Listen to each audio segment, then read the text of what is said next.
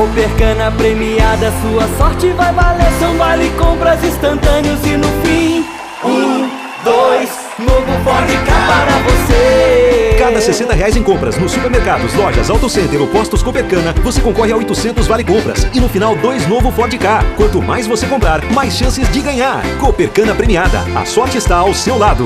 Copercana premiada, sua sorte vai valer.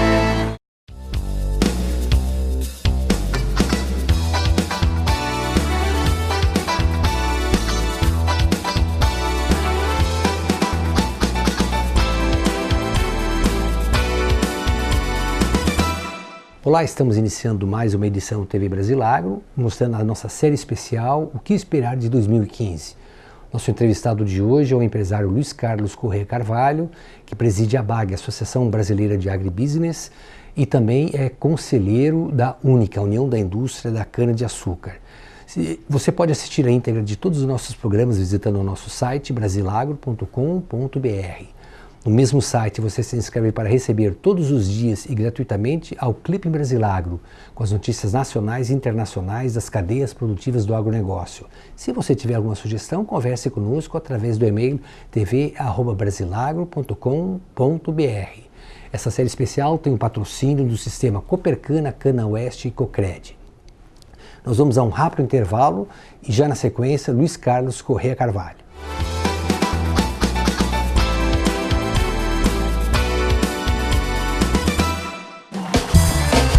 Copercana premiada, sua sorte vai valer. São vale compras instantâneos e no fim 1, 2, novo Ford Ka para você. Cada R$60 em compras nos supermercados, lojas, Auto Center ou postos Copercana, você concorre a 800 vale compras e no final 2 novo Ford Ka. Quanto mais você comprar, mais chances de ganhar. Copercana premiada, a sorte está ao seu lado.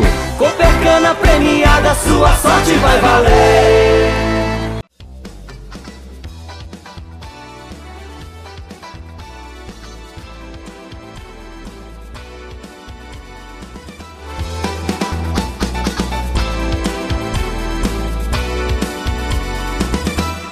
De volta com a TV Brasilagro, tendo agora mais uma vez a oportunidade de conversar com o Luiz Carlos Corrêa Carvalho, o Caio, atual presidente da Associação Brasileira de Agribusiness, ABAG, e também da consultoria Canaplan. Caio, obrigado por nos dar essa oportunidade e a gente mais uma vez podermos fazer um balanço do que é, como é que foi 2014 para o setor sucroenergético e também aproveitando a sua expertise aí de ABAG, para nós falarmos também um pouquinho das outras atividades do agronegócio.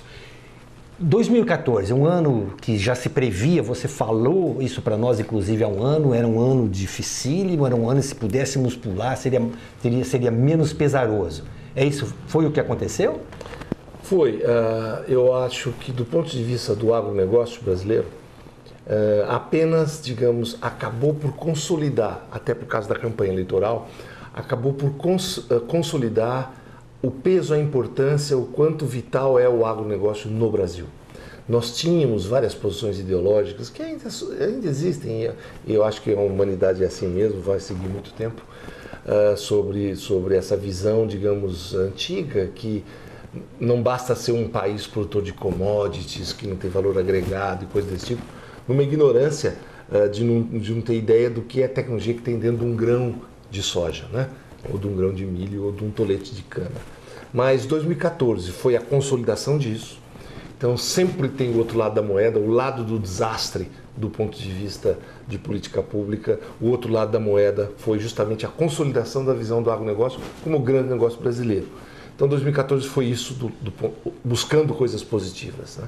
Tanto é que nós tivemos na campanha eleitoral um fato novo, que foi a procura dos candidatos pelo agronegócio, coisa que não havia antes. Segundo lugar, todos defendendo ou procurando mostrar que estavam mais próximos do agronegócio. Nós tivemos praticamente todos eles, exceto a presidente Dilma. Os outros todos se aproximaram muito, inclusive Marina Silva. Mas a presidenta Dilma se manteve distante dessa discussão. Até nos dias finais de eleição a gente não teve esse retorno do governo atual. Mas então nós tivemos o começo de um processo de queda de preços de commodities, o que óbvio traz um problema para o balanço comercial, que também chama a atenção de novo do peso e da importância do agronegócio para viabilizar o balanço comercial brasileiro. Especificamente para o setor sucroenergético, o que você pode prever para 2015? Bom, o setor sucroenergético é importante a gente avaliar. Cana-de-açúcar, diferentemente de grãos, por ser uma cultura semi-perene, aquelas bobagens, os acertos que eu faço em 2009, eu ainda estou colhendo em 2014.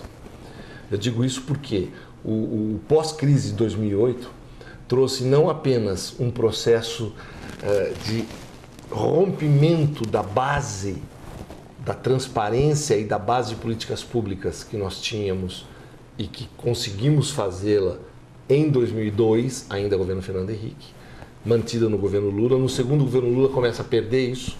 Ou seja, quando vem a crise no governo Lula 2008-2009, a gente teve depois 4 anos do governo Dilma absolutamente contrários àquilo tudo que foi feito. Então, em 2014 a gente ainda colhe todas as bobagens feitas nesse período. Uma coisa que o ex-ministro Delfim Neto chama de estupidez, quer dizer, a gente jogou na lata do lixo bilhões investidos numa ilógica ação dos últimos 4 anos de governo brasileiro.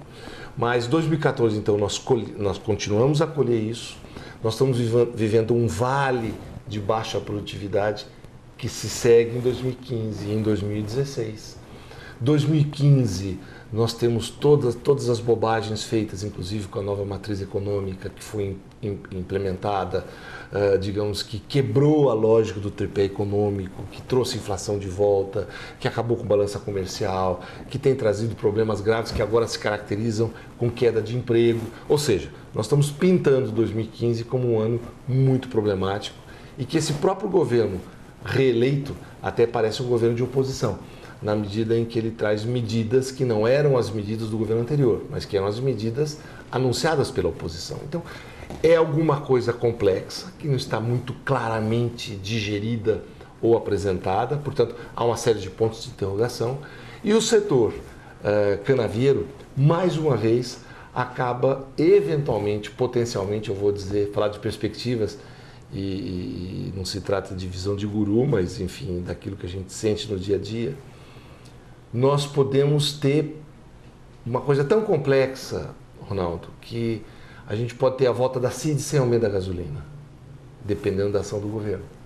Ele coloca a CID, reduz o preço da gasolina porque caiu o preço do petróleo no mercado nacional e você acaba não tendo o impacto positivo que precisa ter a cadeia canavieira em preço.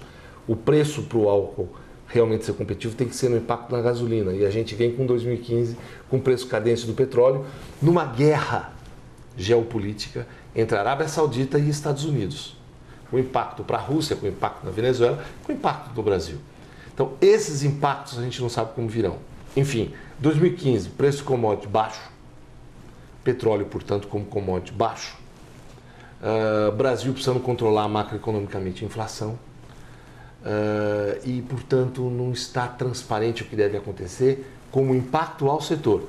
2015, minha avaliação é um ano tão duro ou maior do que 2014. Você foi o grande maestro naquele movimento Grito pelo Emprego e pela Produção que surgiu em Sertãozinho a partir de abril de 1999.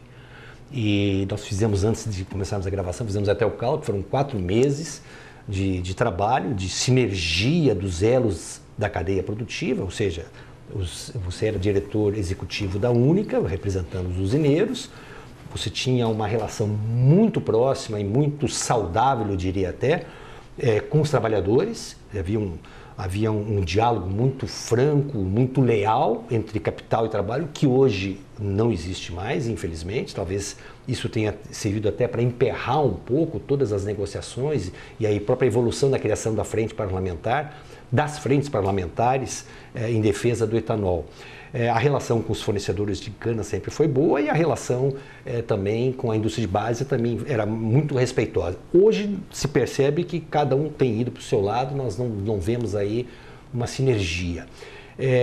O que você acha que poderia ser feito, usando essa sua experiência de 99 para os dias atuais, para tentar resolver essa crise que nós estamos enfrentando? Você toca num ponto, Ronaldo, que essencial, uma preocupação profunda que tenho, porque a gente viveu aquilo. Nós tínhamos, na época, Ronaldo, uma crise muito clara de demanda. Era uma crise no qual nós tínhamos oferta, nós tínhamos muita produção, mas nós não tínhamos o lado da demanda. Por quê? Porque, digamos, o carro a álcool, com a queda livre dos preços do petróleo, o governo não tinha condição, na época, de suportar, por causa da inflação, os subsídios que tinham para o álcool hidratado. Então, nós vivemos uma crise de demanda para uma oferta que já não encontrava respaldo nos preços ou nos mecanismos de sua viabilidade. Então, nós tínhamos uma visão que aquele álcool ia acabar, que o carro álcool ia acabar, enfim, era uma visão realmente muito ruim. Isso, obviamente, significava risco de emprego, por um lado, por outro lado, significava a perda de todos os investimentos que tinham sido feitos, inclusive pelo governo.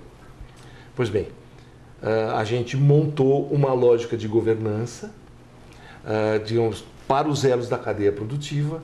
A Única tinha, de fato, uma posição de importante liderança na época, e os outros estados acabaram acompanhando aquela liderança, o que facilitou o movimento.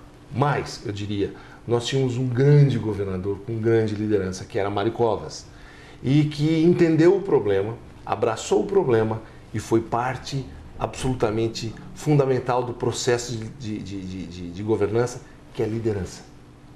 Ele é um líder efetivo, de fato, e que tinha um canal direto com o presidente da República e que se impunha pela força da sua liderança e das suas convicções. Ele tinha uma relação com o lado dos trabalhadores muito, muito forte, e os produtores vieram de tal forma que isso facilitou a penetração do lado político, né? Deputados e senadores. O que a gente vê nos últimos anos, na situação atual, houve uma certa inversão, eu diria. De alguma forma, o setor, ou essa governança, tentou ser feita via política. Insisto, a política entra depois.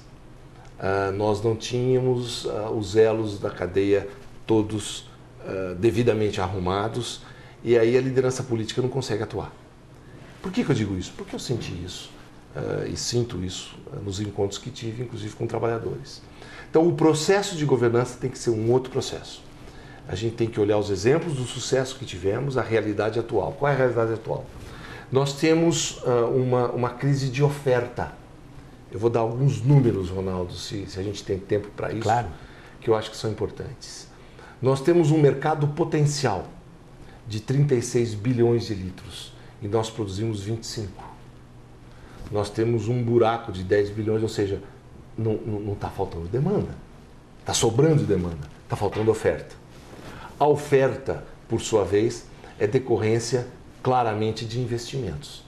Os investimentos pararam na medida em que você não tinha política pública transparente.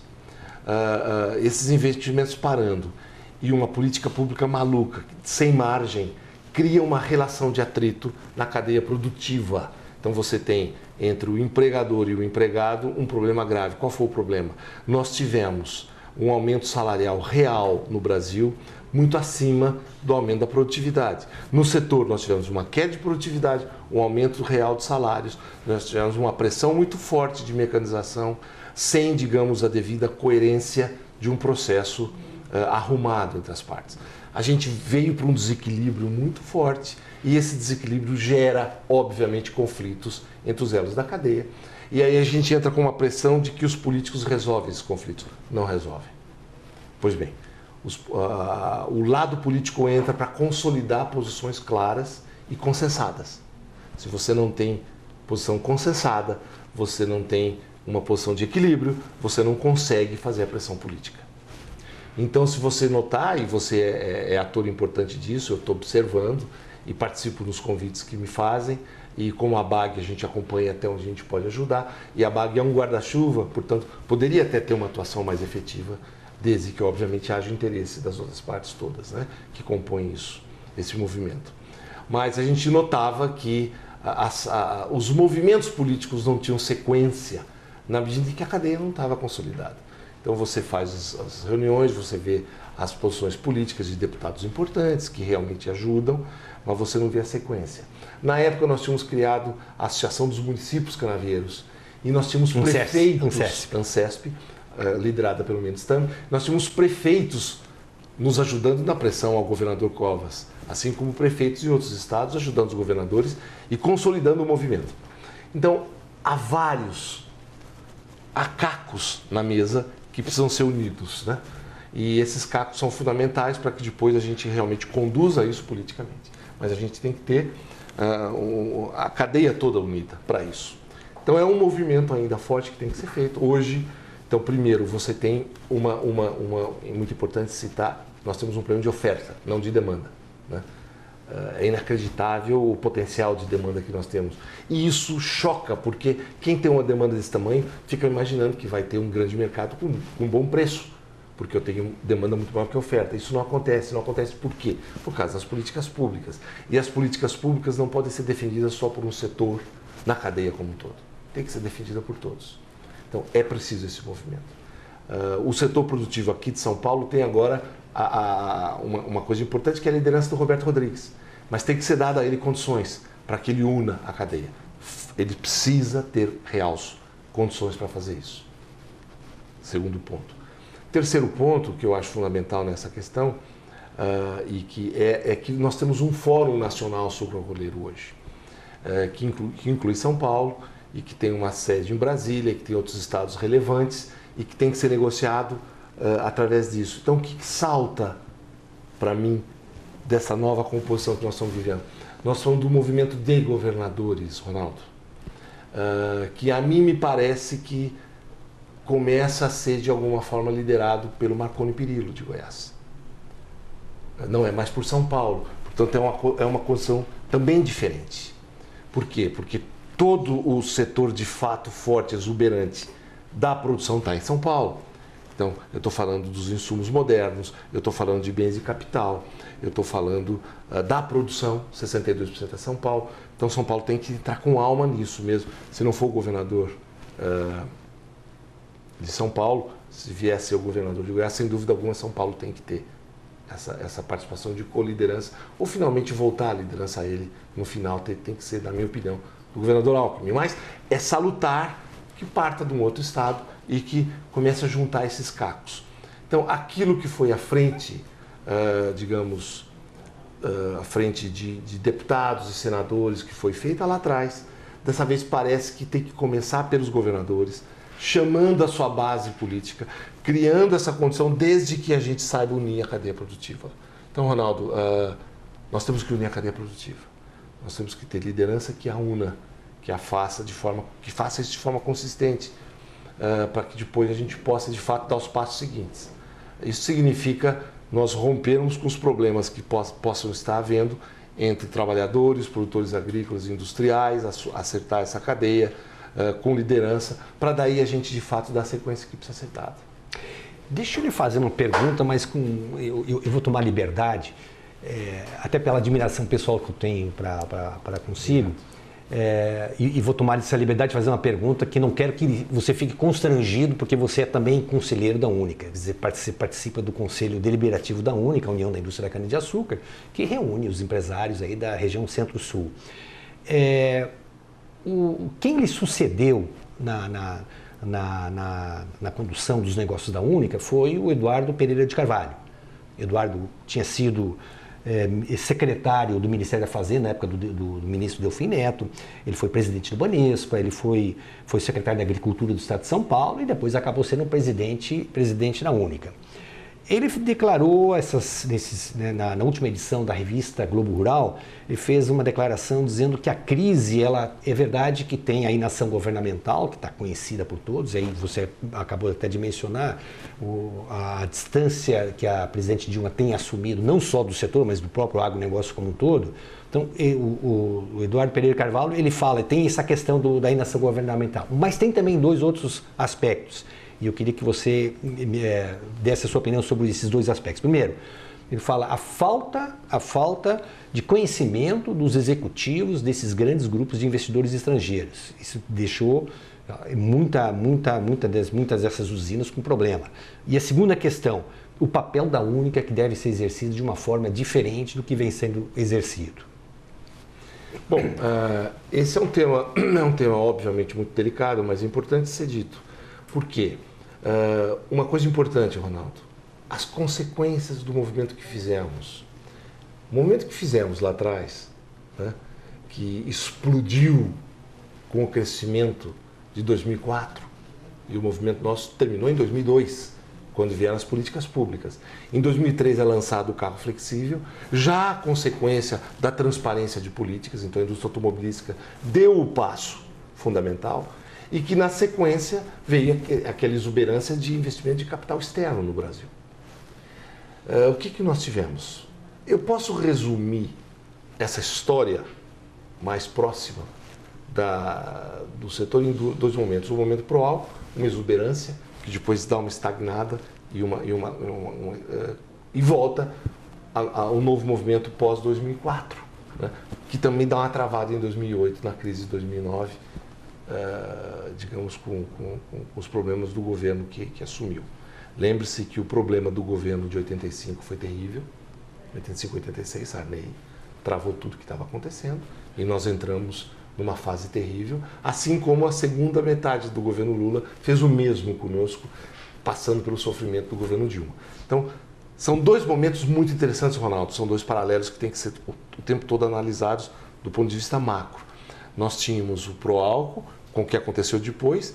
Parece que a gente não aprendeu a história, veio mesmo em 2004 o que aconteceu depois. O que aconteceu em 2004, como foi no pró-álcool? Foi uma expansão muito rápida, com investimentos muito rápidos, sem o conceito técnico sendo preservado, só que na época ainda eram brasileiros com capital nacional, com know-how, uma dimensão que teve muito erro.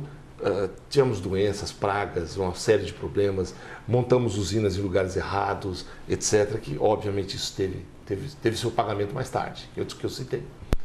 E o movimento de 2004 foi a mesma coisa, com, digamos, ainda um capital externo que vinha pesado, num setor onde não havia muito conhecimento por parte deles. Então é óbvio que nós tivemos, digamos, um crescimento de 2 dígitos ao mês, era mais de 10% ao mês, em novas áreas, onde a chamada learning curve, né, quer dizer, a curva do aprendizado tinha que ser feita, e uma curva de aprendizado num processo pressionado ambientalmente para ter colheita de cana verde, portanto pressionando terrivelmente, impactando produtividade e mudando processos. Nós tivemos tudo isso acontecendo, todo o crescimento sendo feito e o governo tirando as políticas públicas e derrubando para baixo perspectivas. Então nós tivemos um momento terrível de queda de toda essa eficiência do processo como um todo e com um capital externo que era zero, vindo a 40%. Pois bem, então a gente criou no setor produtivo ainda um processo de concentração não conhecido, até então não conhecido. O processo de concentração é uma outra variável nova nisso que você coloca na sua pergunta. O processo de concentração traz não apenas grandes empresas que cresceram em tamanho, mas também verticalizando a produção. Então você tem hoje empresas que produzem, distribuem e abastecem o consumidor final. Você tem empresas assim como você tem empresas que, digamos, conseguem ter capital externo com custos muito menores e com isso você cria diferenças, né, muito pronunciadas. Você tem gente com endividamento muito alto, porque fez endividamento nesse crescimento e não conseguiu ter retorno dele, e outras que também têm, as internacionais, de endividamento muito alto, mas que têm capital lá fora, que consegue preservar esses investimentos e tem uma capacidade de resiliência maior do que empresas menores que estão entrando em recuperação judicial ou que estão fechando portas, o que é o que está havendo. Então o que acontece? Nós temos hoje um quadro completamente distinto daquilo que tivemos. Naquela época você tinha um consenso e você tinha uma posição comum. Hoje você tem diferenças.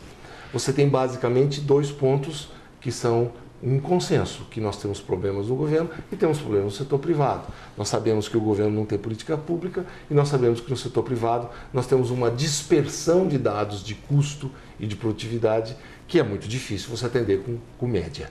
A média é uma coisa meio burra, né? A média não atende a nenhum dos lados, muito menos aqueles que estão abaixo dela, né? Então a pressão de custos e a pressão de margem é terrível e você começa a olhar um setor que tem uma característica, uma dinâmica que sempre se traduziu pela soma das produções. A soma das produções individuais gerando a oferta para aquela demanda.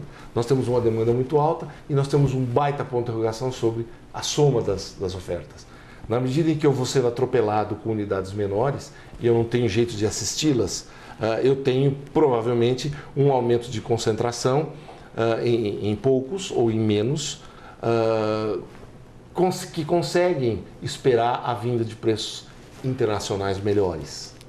Eu falo especificamente de açúcar, e que conseguem investir em cogeração e que conseguem vender energia e tem renda, outros menores não conseguem. Então nós estamos vivendo hoje, dentro do setor produtivo, que é parte da sua pergunta, posições muito diferentes, agentes diferentes, que portanto se diz sempre assim, que os tratamentos para as pessoas têm que ser de acordo com a realidade de cada uma. Um tratamento comum a todos é muito difícil. Tratamento comum a todos, Ronaldo, seria, por exemplo, nós termos um projeto de governo para dar um tratamento no endividamento. Então, isso foi feito em outros setores. Nós teríamos um grande projeto, que seria um ProER, entre aspas, de bancos, para que esse setor se prepare para as grandes perspectivas que temos. Isso é um tratamento comum. Isso não se discute no setor, mas é um tratamento comum. Para dar um exemplo de tratamento comum, nós teríamos consistência para uma sobrevivência e para um trabalho mais direcionado para a competitividade, de fato. Isso não significaria você fazer um grande trabalho de reestruturação de dívidas mantendo produtividade baixa. Não. Faça a reestruturação, mas com produtividades que têm que ser altas. É a única forma de você recuperar objetivamente com consistência e competitividade e de forma sustentável, né? Eu digo esse exemplo por quê? Porque é muito difícil você colocar um tema de fazer um trabalho comum quando você tem diferenças tão pronunciadas, né? As diferenças são pronunciadas hoje muito mais entre esses atores e a sua realidade de endividamento ou a sua realidade de mercado. Você tem atores importantes que produzem álcool hidratado e energia, não produz açúcar. Tem outros que produzem muito mais açúcar do que álcool hidratado, mas também produzem energia. E você tem muitos que não produzem energia. Quando você olha na cadeia, eu estou ainda na tábua da sua pergunta, que é dos industriais, você sabe que todos eles são muito dependentes da cana que vem de fornecedores. E tem fornecedores que entregam cana para unidades capitalizadas, que têm condição de dar um tratamento, e outros que não fazem isso. Então você tem, na base dos produtores, também diferenças muito grandes entre associações e entre fornecedores de cana de diferentes condições. Isso é muito mais complexo. Então essa governança é muito mais complexa. Então a governança tem que começar basicamente da definição de programas comuns, né? Programas macro comuns que possam colar os cacos de vidro que nós comentamos antes, que estão na mesa. Então a única, digamos, como entidade de São Paulo, assim como outras entidades estaduais todas, tem problemas parecidos, tem problemas comuns. Então dá para trabalhar como um todo o Brasil nesse sentido. Mesmo o Nordeste, que antes tinha políticas, digamos, contundentes e diferentes, hoje já tem uma outra posição. Eles têm, pela realidade do Nordeste, o subsídio da cana, que eles conseguiram, para o etanol, e os outros estados não têm, o que também gera um outro tipo de diferença. Mas a produtividade deles acaba sendo mais baixa e acaba compondo a questão de sobrevivência. No caso da sua pergunta, que é a única, ela acaba sendo, e eu entendi muito bem a sua pergunta, um intermediário entre, digamos, o que seria o consumidor final, né, ou que seria a distribuição e a base final, que acaba gerando o recurso que percorre a cadeia, e bens de capital. O setor de bens de capital, como eu falei, num programa de reestruturação de dívidas, ele se sai muito melhor do que num programa de concentração com eliminação de empresas, né? Se você olhar na cadeia produtiva, você vai ver uma coisa interessante. Você tem 400 produtores e tem, na verdade, 3 grandes compradores do lado da distribuição. Isso gera uma relação desigual. Então, você entra no meio com uma regulação que a ANP deveria fazer. Ela fez no álcool anidro. Então, você hoje tem acima de 90% do álcool anidro tem que ser feita via contrato. Isso gera uma relação de confiança, isso gera uma relação de preços que equilibrou o anidro, não o hidratado. Nós estamos vivendo a crise do álcool hidratado, né? E daqueles que fazem energia e os que não fazem, gerando rendas diferentes. Mas a grande crise é o hidratado. Por quê? Porque do lado de cá, como eu falei, entre a Única, bens de capital e agricultores, você tem a Anfávia, você tem os automóveis, que são o grande elo do consumo, além de você ter os distribuidores de energia e, no final, o consumidor do álcool, que quer o álcool barato, né? O consumidor de álcool não consegue compreender o problema da falta de margem, não só não consegue compreender, como não se interessa por isso, né? Na verdade, ele quer um álcool barato. O álcool barato inviabiliza a cadeia toda. Então, como a gasolina barata está inviabilizando tudo. Então, qual é a posição de governo para isso? Ou seja, na governança, ela começa na lógica dos governadores com o governo federal definindo o que se pretende para o Brasil. O Brasil pretende ser um produtor de energia renovável, porque nós vamos ter taxa de carbono, é uma questão de ter paciência, isso vai acontecer, a geopolítica recomenda isso, nitidamente isso está reacontecendo, porque parou com a crise de 2008, está voltando, mesmo com a paradeira da Europa, mas isso volta a acontecer, e o Brasil tem uma posição geopolítica importante. Define essa posição, caracterize aquilo que a gente quer ter, de fato nós vamos ter um preço de gasolina mais alto, até para segurar um pouco o consumo, que é demasiado, até para melhorar a questão do trânsito, melhorar a condição das emissões, da poluição local, regional, das emissões de CO2, etc. E com isso eu viabilizo toda a cadeia produtiva. Em viabilizando a cadeia produtiva, eu tenho uma melhora, né? Eu dou uma travada nessa sangria e aí eu começo a compor as políticas públicas. A sua pergunta é muito inteligente, porque diz o seguinte, é muito difícil imaginar hoje, não é só a CID que resolve o meu problema. Né? Por quê? Porque de repente o governo coloca a gasolina com preço mais baixo, coloca a CID e eu fico do mesmo jeito. Então não é a CID que resolve, mas é a lógica do preço da gasolina mais alto. Isso tem impacto na inflação? Tem. Como é que a gente conduz isso? Como é que nós trabalhamos isso? Isso significa um impacto no salário. Como é que a gente negocia com o trabalhador? Muitas coisas têm que ser colocadas na mesa e a única forma de fazer é, de fato, eu volto a insistir, os governadores coordenando um grande movimento com a cadeia produtiva toda unida por liderança. Você não consegue ter uma liderança hoje de uma entidade industrial para tocar toda essa cadeia. A liderança tem que ser política, mas não é de deputados ou senadores de uma frente. É de governadores que têm arrecadação, que têm empregos, que têm prefeitos. Dos trabalhadores que geram a pressão sobre os prefeitos, sobre os governadores. E da indústria e da sua produtora de matéria-prima integrada com seus trabalhadores para viabilizar essa grande pressão. Portanto, é um projeto de governança muito maior até do que aquilo que fizemos antes. Deixa eu interromper. Você tem uma experiência muito bem sucedida que resultou, inclusive, na abertura do mercado norte-americano para o etanol brasileiro, etanol de cana-de-açúcar, que foi a criação da frente de governadores que você coordenou. Que ano que foi isso? Isso foi em 1980. Nós começamos a trabalhar com eles em 86. Não, começamos a trabalhar com os governadores em 1992, 91, 92, ativamente. E não era só Estados Unidos, mas também Suécia, ou seja, Europa, e depois entrou Tailândia e entrou o México. Então nós tínhamos uma massa de pressão muito forte que nos ajudou muito internamente quando os governadores americanos vieram para cá e disseram para o governo: isso é primordial, se o Brasil não der o exemplo, morre nos Estados Unidos. Por favor, sigam. Então, que foi a abertura para o mercado brasileiro do etanol. E nós tínhamos a barreira dos impostos, que nós sabíamos que elas cairiam naturalmente, como caíram. E a gente conseguiu, de alguma forma, e foi um trabalho mais recente, importante, qualificar o etanol para ser avançado nos Estados Unidos. E aí a coisa abriu por aí. O que está acontecendo agora, Ronaldo, só para te dar uma ideia, é que os americanos resolveram exportar. Por quê? Porque a tecnologia da lei deles, que era de segunda geração, está demorando mais do que imaginavam. Então teria um espaço muito grande para o etanol brasileiro, que também está com dificuldade de ser produzido aos preços que estão lá nos Estados Unidos. Né? Então, isso tudo acabou gerando uma trava que tem que ser desamarrado e vai acontecer naturalmente. Você acha que barril de petróleo abaixo de $60 inviabiliza o nosso etanol? Não, eu acho que naturalmente o barril acima de 50, $60, o etanol continua firme. Claro que com produtividade, né? Que é aquilo que eu falei antes. O setor produtivo tem que ser produtivo. Não existe outro milagre.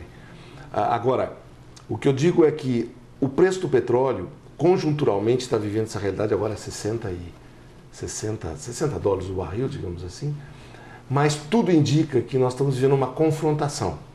A Economist trouxe uma capa, a última que saiu agora, está até na minha mesa aqui, que é um de costa para o outro, Arábia Saudita e americano. O americano com os dois com a mangueira, né, de combustível, como se fosse um duelo.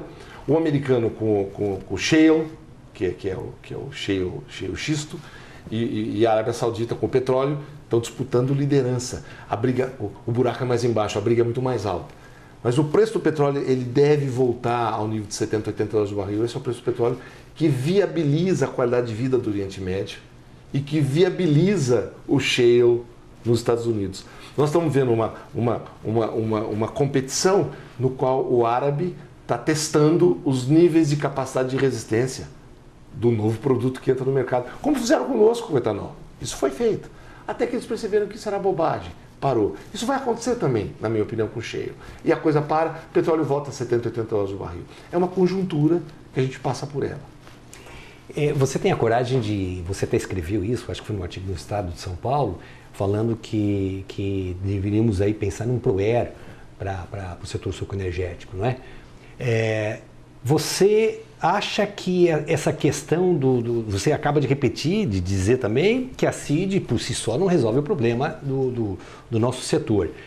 O que acontece com o aumento da mistura de 25 para 27,5 que está sendo discutido e está sendo freado pela Anfávia? É uma novidade para você, a Anfávia, se posicionar contra alguma coisa que possa beneficiar o setor do etanol? Não, nós até discutimos isso claramente. Lembre-se que eu passei do período que era 18%, que era 21%, 22%, 25%. Nós fizemos uma lei, ajudamos a fazer a lei em 93, nesse movimento que a gente está relatando, que saiu a lei, tinha que virar lei, porque a gente ficava na mão, mas a gente continua na mão do governo, porque ele pode, por decreto, mudar o nível, né? E a presidente atual, num ataque de mau humor, reduziu para 18%, né? E agora está buscando uma benesse para 27,5%. É um número político, 27,5%, assim como poderia ser 30%. E a gente estaria testando com 27,5% ou com 30%. O importante, no caso, é a gente estar, Ronaldo, entendendo duas coisas. Primeiro, ao lado da Anfávia. Claro que uma montadora teme uma mudança, que de repente o carro tem um problema e quem vai pagar isso é ela. Porque o carro é ela que vendeu para um consumidor. O consumidor não cobra da presidente Dilma nem cobra de mim. Ele vai cobrar da montadora, né, da Anfávia. Então, a reação dela de medo é uma reação absolutamente natural, né? Então é assim mesmo. Então, ela quer testar tudo para dar o resultado. Quando é feito, ela apoia tecnicamente. Ela tem tido uma postura muito positiva. Ela tem um craque lá, que é o Henry Joseph, que participou com a gente em todos os movimentos e caracterizou o resultado está dado, né? Sem problema. Então, às vezes a gente tem um pouco de ansiedade de querer empurrar um troço e nem sempre essas coisas funcionam assim. Mas dessa vez eu sinto que ela está mais objetiva. Ela pediu até final de fevereiro para ver só os 80 mil quilômetros rodados para checar. Eu acho que tudo vai dar certo, sem problema nenhum. O que eu acho importante, eu falei, a primeira linha é essa posição da Anfávia, a segunda linha é a gente estar acordado com a realidade da inovação.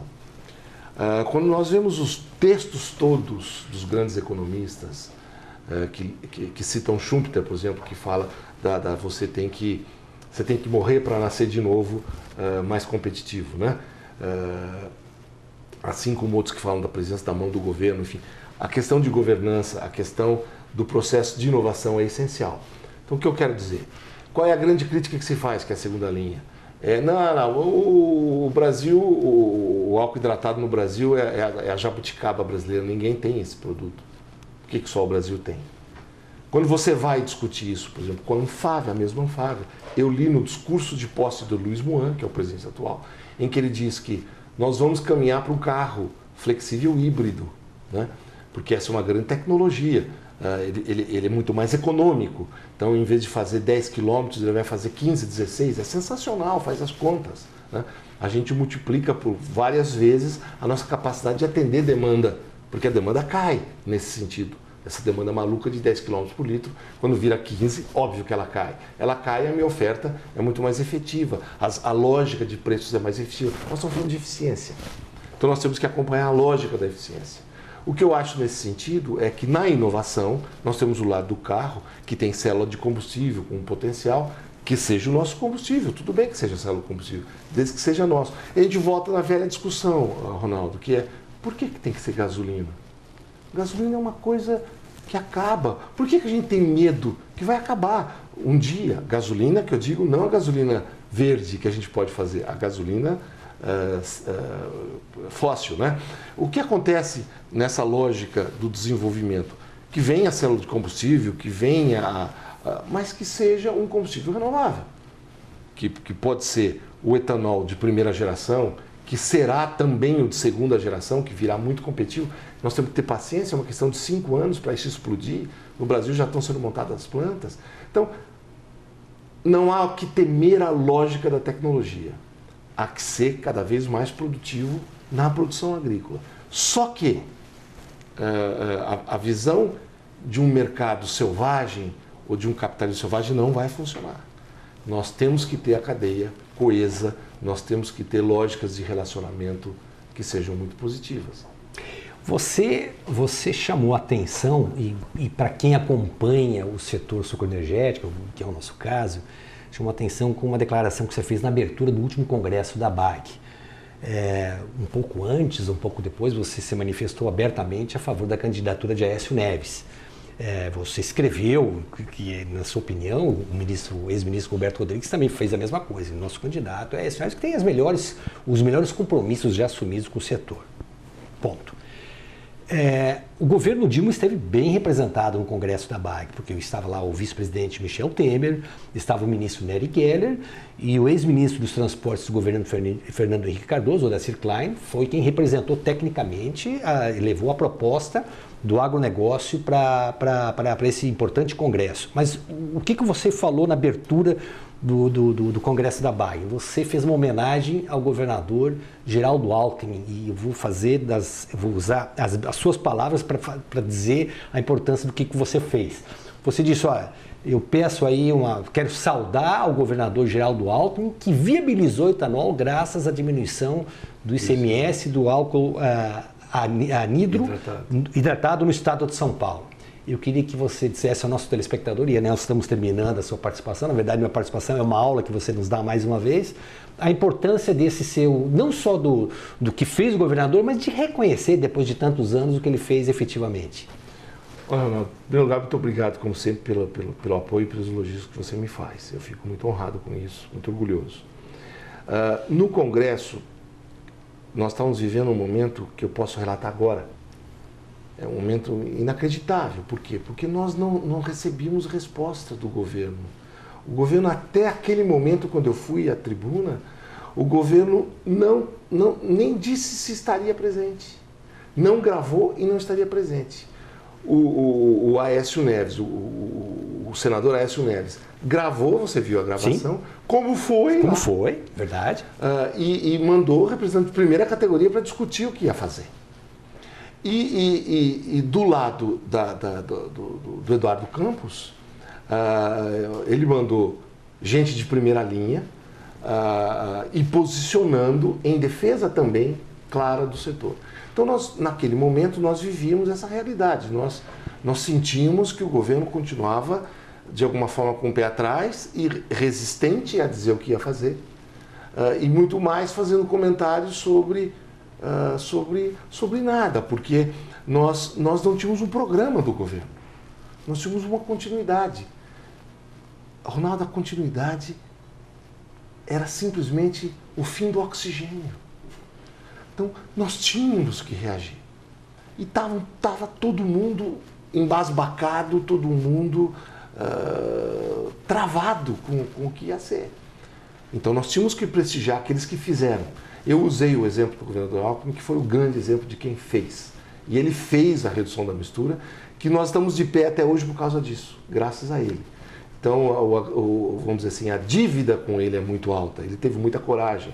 E o exemplo foi tão positivo na época, eu me lembro, que ele reduziu a mistura e aumentou a arrecadação. Por quê? Porque nós vivimos a loucura do problema tributário brasileiro. Aquilo foi um exemplo do que a gente pode fazer ainda nesse governo, desde que tenha coragem, digamos, e a responsabilidade de fazer isso. Essa loucura de custo Brasil, essa loucura de impostos. Então, para a gente foi muito importante o exemplo dele. E esse é o motivo da gente ter apoiado a lógica de um programa de governo de dois partidos diferentes, no qual dos dois, de fato, o do Aécio era melhor. E a gente apoiou esse programa do Aécio. Caio, muito obrigado por seu depoimento. Eu espero vê-lo em breve em outras entrevistas que você possa nos conceder para a gente fazer uma avaliação do andar dessa nossa cadeia produtiva sucroenergética. Olha, muito obrigado. É sempre uma honra. A gente preste atenção no Ronaldo, que ele sempre tem boas notícias a dar. A você, telespectador amigo, nossos agradecimentos. Nós voltamos na próxima semana com novos entrevistados da nossa série especial. Até lá, muito obrigado.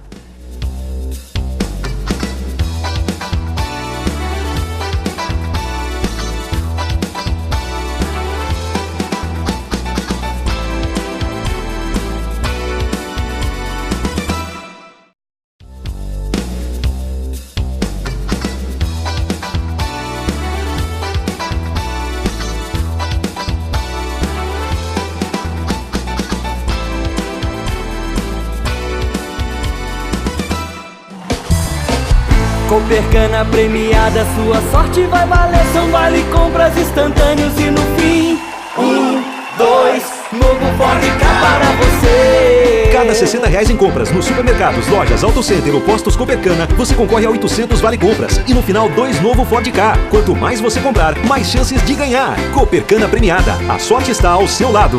Copercana premiada, sua sorte vai valer.